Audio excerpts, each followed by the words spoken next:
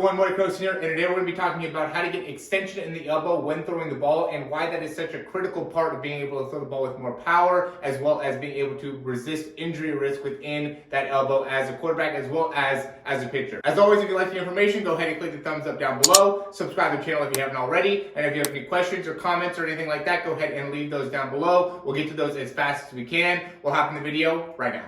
When using our motion capture system, one of the cool things we're able to find is the importance of being able to get that elbow extension. And what ends up happening when you're actually throwing the ball is you go through this time period where you're, obviously going to release the ball. And, the big question was, do you get inter-rotation of the shoulder first, or do you get extension in the elbow first? And where should there be a higher amount of torque or force production when actually throwing? What ends up happening is there first wants to be more torque actually in the elbow when you're going through the throw in comparison to the shoulder. So there's going to be a little bit more. And what torque essentially just means is how fast the actual joint ends up moving during that release time and how rapid it's going through that extension movement. Obviously, when it comes to force and torque, you're able to create a lot more force with like your hips, but your hips aren't going to be moving as quickly through space. But your elbow is going to be moving very quickly, as is your shoulder, an internal rotation for the shoulder and an extension in the elbow. So the question is,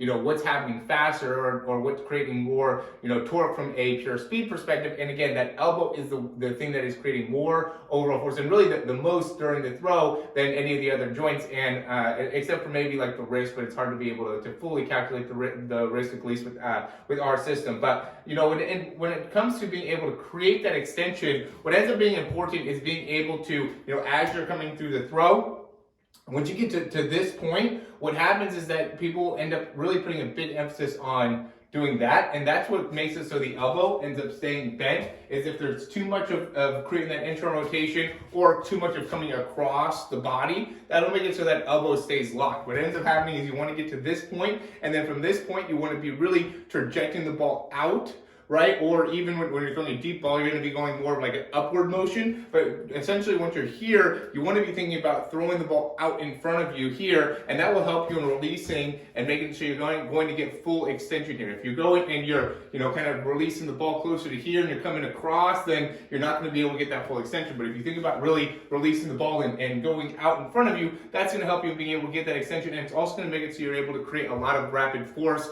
within that joint to really maximize, again, that power, and making sure that you're able to stay healthy. When you keep that elbow bent and locked into place, it puts a lot of pressure on your triceps to be able to do that, and also creates a lot of tension within, the different ligaments and small muscles in the elbow. So it's really, really important to be able to get that full extension when you're throwing in order to, again, make sure that you're going to reduce any type of injury risk. All right, as always, guys, thanks for watching the video. If you have any questions, go ahead and leave those down below. And big thing is check out Quarterback University, guys. I'm really pushing that right now just because everybody that's been signing up has just been so happy with all the content, so happy with all the information, so happy with the breakdowns and the workouts and everything that you get. It's at a very, very reasonable price for all the value that you're going to get. We're just going to continue to add more and more value. The guys that have been subscribing to me for a long time know that I'm all about being able to create a ton of value for you guys. And within this Quarterback University, it's something that I'm really, really passionate about. So I want to be able to create as much possible value as I can. So I highly, highly, highly recommend you guys checking it out. At least try out the 3-day trial. If you don't like it, cancel it anytime, but definitely check it out. It has so much great information on there. And, as always, thanks for watching these videos. We'll talk to you soon.